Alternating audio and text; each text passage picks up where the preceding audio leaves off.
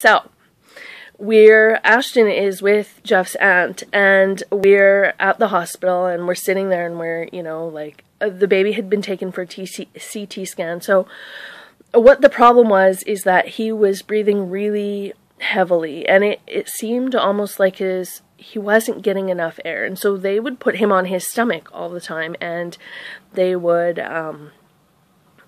have him sleeping that way. Of course, they can do that in the NICU because he's being, monitored by 100 things. But he had a lung monitor on both sides. He had a heart monitor. He had a CO2 monitor. He had an IV.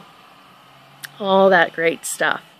And so he had gone for a CT scan that morning. And so, but then there had been a baby that came in with cardiac problems. And, so it was kind of a panic. So anyways, around 4 o'clock, the doctor comes in and says to my husband and myself, how would you feel about taking your baby home? And we're like, for real? And he says, yeah. And we're like, okay, when? And he says, today. I'm going to sign his release papers, and I'll explain what's going on with him, and he's good to go. And we're like, for real? So what he tells us is that his trachea was not cartilage completely.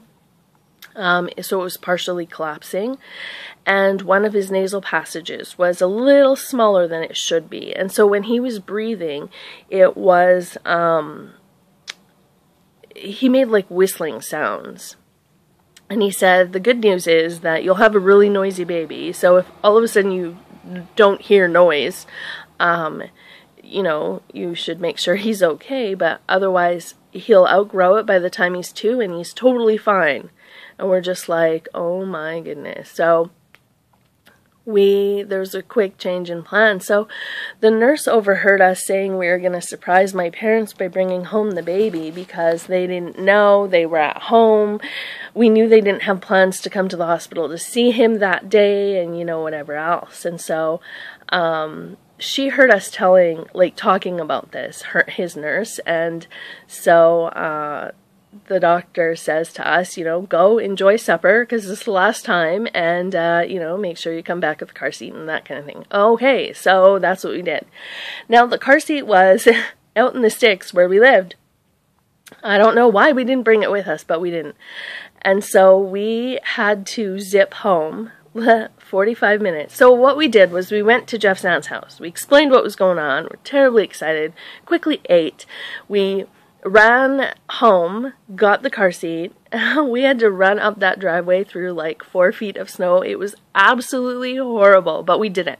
We ran home, got the car seat, went back to the hospital, and picked up our baby. So, we got to my parents' place about probably 8:30, 9 o'clock, and we come in, and I put the car seat down in the kitchen, and my sister says, what is going on? My sister was 13 at the time, 13 or 14, something like that. So, what is going on? And I'm like, what do you mean? And she says, well, we phoned the hospital, and they wouldn't tell us anything.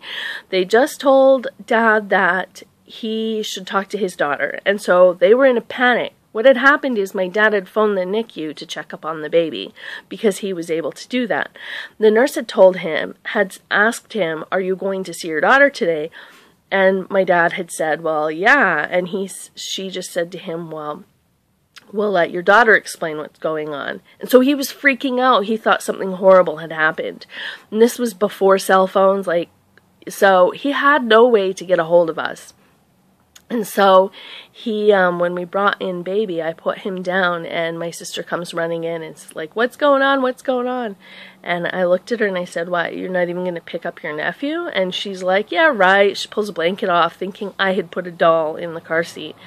And there's the baby. So she's freaking out. She's, Mom, they brought the baby home. And, it was great. But, I feel bad. My parents were a little, worried. But anyways. So, Anthony Braden was born January 13th, yeah, that's right, January 13th, and he was 7 pounds, 10 ounces. Wow. Seriously? No. Anthony Braden was born January 13th, 2000. He was 7 pounds, 12 ounces. and he was the biggest baby in the NICU. The baby next to him was like 3 pounds. The reason I keep getting this all mixed up is that I have a daughter who was born February 12th, and she was 7 pounds 10 ounces.